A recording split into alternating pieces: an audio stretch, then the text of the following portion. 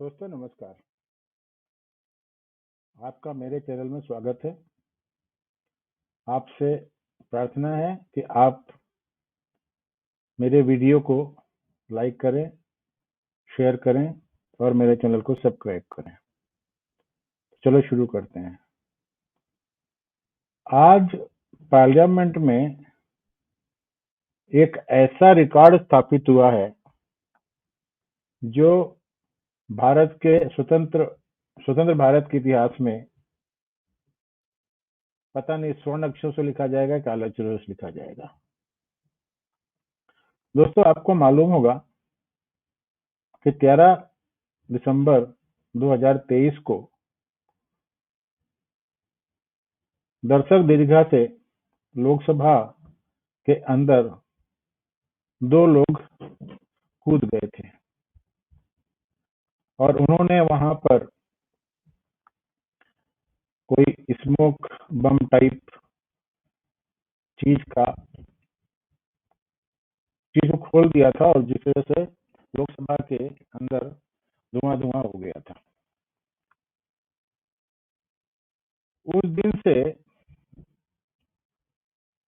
Opposition के leader Lok Sabha में और राज्यसभा में गृह मंत्री अमित शाह के बयान की मांग कर रहे हैं।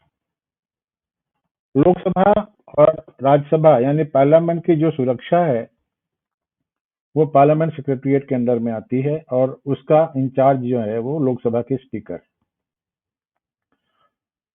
लोकसभा के स्पीकर ने जिस दिन ये घटना हुई उसके बाद 2 बजे भी वहां पे भाषण दिया कि इस मामले में इन्वेस्टिगेशन चालू है और इसकी रिपोर्ट जल्दी आ जाएगी। इन्वेस्टिगेशन दिल्ली की स्पेशल ब्रांच कर रही है और डीजी सीआरपीएफ की अध्यक्षता में बाकी सब काम हो रहा है, लेकिन अपोजिशन को अमित शाह के बयान की जरूरत है। एक्चुअली 3 राज्यों में राजस्थान, एमपी और छत्तीसगढ़ में कांग्रेस बुरी तरीके से हार गई है और उसके बाद उन्हें कोई मुद्दा चाहिए था पार्लियामेंट को डिस्टर्ब करने के लिए। पार्लियामेंट 6 तारीख से शुरू हुई थी और शांति से सब काम चल रहा था, लेकिन जैसे ही ये बवाल हुआ 13 तारीख वाला, उसके बाद उन लोगों ने पार्लियामेंट को डिस्टर्ब करना शुरू कर दिया। इससे पहले शुक्रवार के दिन या बृहस्पतिवार के दिन भी काफी बवाल हुआ था, जिसमें राज्यसभा से टीएमसी के संसद सदस्य डेरेक ओब्रायन को सस्पेंड किया गया था और कुछ 13 लोग जो हैं वो लोकसभा से सस्पेंड हुए थे। आज 45 लोकसभा के सदस्य स्पीकर के द्वारा सस्पेंड किए गए हैं और 33 राज्यसभा के सदस्य सस्पेंड किए गए हैं। बहुत लंबी लिस्ट है। उसके बारे में अगर आपको पढ़ना है तो आप पेपर में पढ़ लीजिए। मैं उनके नाम में जाना नहीं चाहता, मैं सिर्फ कुछ महत्वपूर्ण नाम का जाना पसंद करता हूं। उसमें यह है, लोकसभा में कांग्रेस के जो संसदीय दल के नेता हैं उनको सस्पेंड किया गया है। इसके अलावा ए राजा को सस्पेंड किया गया है, दयानिधि मारन को सस्पेंड किया गया है और इसी तरीके से राज्यसभा में प्रमोद तिवारी जैसे और रणदीप सुरजेवाला, इन लोगों को सस्पेंड किया गया है। अब ये लोग बाहर निकल के बोल रहे हैं कि अपोजिशन को बुलडोज किया जा रहा है और अपोजिशन की आवाज नहीं सुनी जा रही है, हम कौन सा गलत वो कर रहे हैं। लोकसभा के स्पीकर ने सस्पेंड करने से पहले ही इनको बोला था कि आप लोगों ने सहमति प्रकट की थी कि आप लोकसभा के अंदर कोई प्ले कार्ड लेकर के नहीं आएंगे, लेकिन आप लोग प्ले कार्ड लेकर के आए हैं और आप पार्लियामेंट के अंदर अपना बिहेवियर ठीक से रखेंगे, मिसकंडक्ट नहीं करेंगे, आप वेल में नहीं आएंगे। यही चीज राज्यसभा के सभापति जयदीप धनखड़ ने बताई थी, लेकिन ये लोग तो किसी भी तरीके से चाहते हैं कि मोदी और मोदी की सरकार पूरे विश्व में बदनाम हो जाए। इनको मोदी और मोदी के जो सरकार की जो उपलब्धियां हैं वो फूटी आंखों नहीं छुआती हैं, और वो ये चाहते हैं कि किसी तरीके से पूरे विश्व में संदेश जाए कि मोदी और मोदी की गवर्नमेंट अपोजिशन के आवाज को दबाना चाहती है। मैं आपको ये बता देना चाहता हूं कि पार्लियामेंट के इतिहास में इतना बड़ा सस्पेंशन अभी तक नहीं हुआ। मतलब अभी तक तो ये लोग 78 आज जो सस्पेंड हुए हैं और इसके अलावा 14 जो पहले सस्पेंड हुए थे, एक राज्यसभा से और 13 जो है लोकसभा से, तो टोटल 92 लोग सस्पेंड हो चुके हैं। इतना सस्पेंशन एक सेशन में कभी नहीं हुआ। इससे पहले सन 1989 में जब राजीव गांधी की सरकार थी, उस समय कुछ 62 या 63 लोगों का सस्पेंशन हुआ था। मैं एक सस्पेंशन की आपको हिस्ट्री पढ़ के सुना देता हूं, देखिए वो क्या है।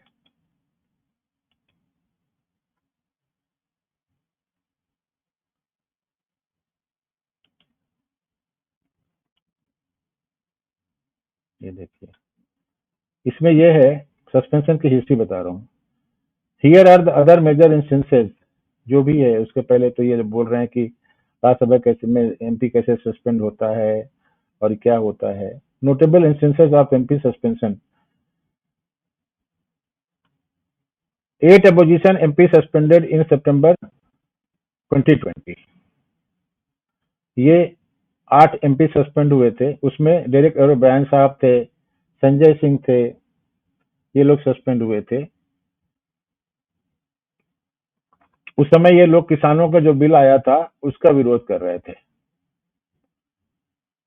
और इन्होंने जो राज्यसभा में उस समय सभापति की कुर्सी पर विराजमान हरवंश थे, उनके ऊपर कुछ पेपर ऊपर भी फेंके थे और उनके टेबल पे चढ़ भी गए थे, और वहां पर चढ़ करके इन लोगों ने नारे भी लगाए थे, और हरवंश के ऊपर इन लोगों ने रूल बुक भी फेंकी थी। इसके बाद 2010 में 7 लोकसभा के राज्यसभा से सदस्य लोग जो सस्पेंड हुए थे, उस समय महिलाओं के ऊपर रिजर्वेशन का जो बिल आया था उसको ये लोग अपोज कर रहे थे। मार्च 2010 की बात है। 25 लोकसभा के मेंबर जो है वो 2015 में सस्पेंड हुए थे। इन 2015 Lok Sabha MP of Congress party were suspended. Speaker Sumitra Mahajan suspended MP for presently willfully obstructing the house by displaying play cards and shouting slogans। ये हुए थे। इन लोगों उस समय भी प्ले कार्ड डिस्प्ले कर रहे थे और स्लोगन लगा रहे थे, तो उस समय की लोकसभा स्पीकर सुमित्रा महाजन ने इनको सस्पेंड किया था।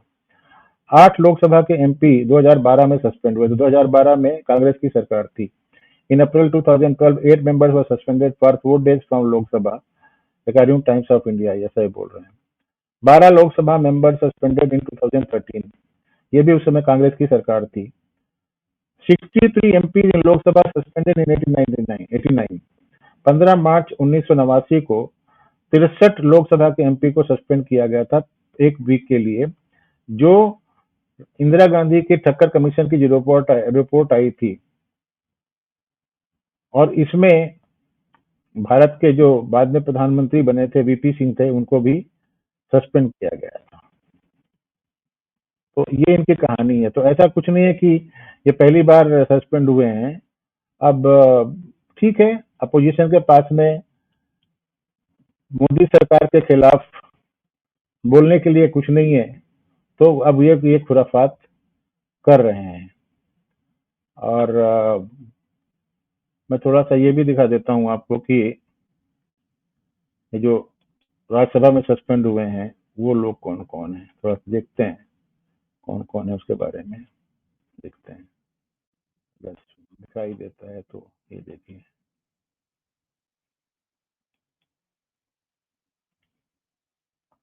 इसमें लिखा हुआ है 33 मेंबर लोकसभा के सस्पेंड होने के कुछ घंटे बाद 45 लोग राज्यसभा के भी सस्पेंड किए गए हैं। ये हैं धनखड़ साहब। धनखड़ साहब का ये स्टेटमेंट है, उसके बारे में मैं बोलना नहीं चाहता क्योंकि ये लोग गड़बड़ कर देते हैं, फिर मेरा वीडियो सस्पेंड कर देंगे। लेकिन ये है कहानी, राज्यसभा के एमपी जो सस्पेंड हो रहे हैं, जयदीप धनखड़ साहब उसको सस्पेंड कर रहे हैं। अब सवाल ये उठता है कि इन लोगों का ये व्यवहार कितना कानून संगत है, कितना सही है, कितना गलत है, इसका जो विवेचना है वो भारत की जनता को करना है। लेकिन ये बात अच्छी तरीके से है कि विदेशी ताकतें इन अपोजिशन लीडर्स के पीछे लगी हुई हैं और वो किसी भी तरीके से भारत की उन्नति को देखना नहीं चाहते। देश बहुत तेजी से आगे बढ़ रहा है। प्रधानमंत्री जी ने बोला है कि मैं 2047 तक भारत को प्रगतिशील देश की जगह डेवलप कंट्री के श्रेणी में लाकर खड़ा करूंगा और 2027 तक भारत की जो अर्थव्यवस्था है वो वर्ल्ड में तीसरे नंबर पर होगी। ये इनको बिल्कुल बिल्कुल नहीं अच्छा लग रहा है। इनको ये लग रहा है कि नहीं नहीं नहीं नहीं नहीं, अगर ये इस तरीके से करेगा तो गड़बड़ हो जाएगी। अब ये पार्लियामेंट का आखिरी सेशन आप समझिए, इसके बाद जब वो बजट सेशन आएगा उस समय सिर्फ अकाउंट की बातें होंगी। उस समय कुछ एंट्री बजट पेश किया जाएगा और रेगुलर सेशन जो है वो चुनाव के बाद जुलाई के महीने में आएगा। तो देखिए क्या एटीट्यूड अपनाते हैं ये लोग, क्या करते हैं क्या नहीं करते हैं। लेकिन ये पक्की बात है कि 2024 के जो चुनाव है उनकी लड़ाई, ये जब कुछ नहीं मिल रहा है तो इस तरीके से ये लड़ना चाह रहे हैं। आशा है आपको ये वीडियो विश्लेषण अच्छा लगा होगा। अगर अच्छा लगा है तो इसको लाइक करें और शेयर करें, मेरे चैनल को सब्सक्राइब करें और मेरा सपोर्ट भी करें। इसमें स्क्रीन में बैनर में मेरा यूपीआई आईडी चल रहा है और मेरा जीपे नंबर भी है।